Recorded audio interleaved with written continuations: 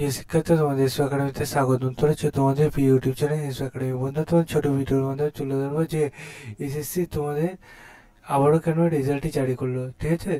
তাই ছোট্ট ভিডিওটা পড়াশোনা করে পড়ে দেখো এবং তোমরা এইরকম ভিডিও পেতে চ্যানেলটি সাবস্ক্রাইব করে নাও। এবং নোটিশটা ডাইরেক্ট পেতে চাইলে কমেন্ট সেকশন করবে, এবং তোমরা সার্চ করতে চাইলে ডাইরেক্ট গুলো সার্চ করো ssc.gov.nic। এটাতে গুলো সার্চ করলে অফিসিয়াল ওয়েবসাইটের লিঙ্ক, সেটা প্রথমে পাবে, সেখানে ক্লিক করো, ঠিক আছে? আবার নতুন পেজ খুলে আসবে।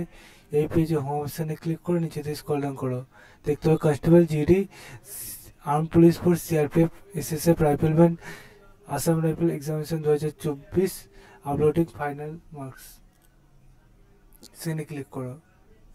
তোমাদের এই যে রেজাল্টটি প্রকাশিত করেছে সেটা বন্ধু 2023 সালে যে এক্সাম তোমাদের ভ্যাকান্সি বাড়িয়েছিল, 2024-এ যে এক্সাম হলো সেই এক্সাম তোমাদের তোমাদের 13/12/2024 যে রেজাল্টে ডিক্লারেশন করা হয়েছিল, যে কোয়ালিফাই পিএইচডি ডিবি আর্মি জন্য সেসব প্রার্থী তোমাদের রেজাল্টে আবার জারি করে দিল। অনেকে হয়তো এই রেজাল্টটি সেই সময় ঠিকমতো চেক আউট করেনি,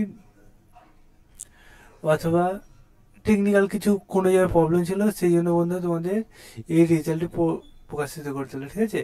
রেজাল্টটি যে জারি করলো কোনো প্রবলেম নেই। 2024 সালে প্রার্থী যারা অলরেডি সিলেকশন হয়ে গেছে, ঠিক আছে, সেসব প্রার্থীগুলো তাদের জীবনে যে রেজাল্টটি বাদিয়ে রাখতে চাই হয়তো, সেই জন্য সে চেক আউটও করতে পারে, সেই না একটা সুযোগ দেওয়ার মতো, ঠিক আছে?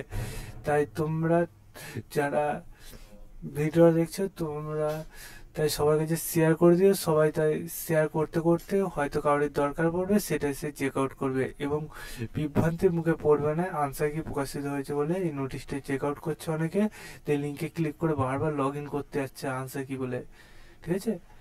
সবাই তাই এটা ওইটা ভেবে এটা করতে যাও না, ঠিক আছে? তোমার সাথে আবার নেক্সট ভিডিও থাকো, সেই বন্ধু সুস্থ থাকো, ভালো থাকো, চলো বাই বাই, জয় হিন্দ, জয় ভারত।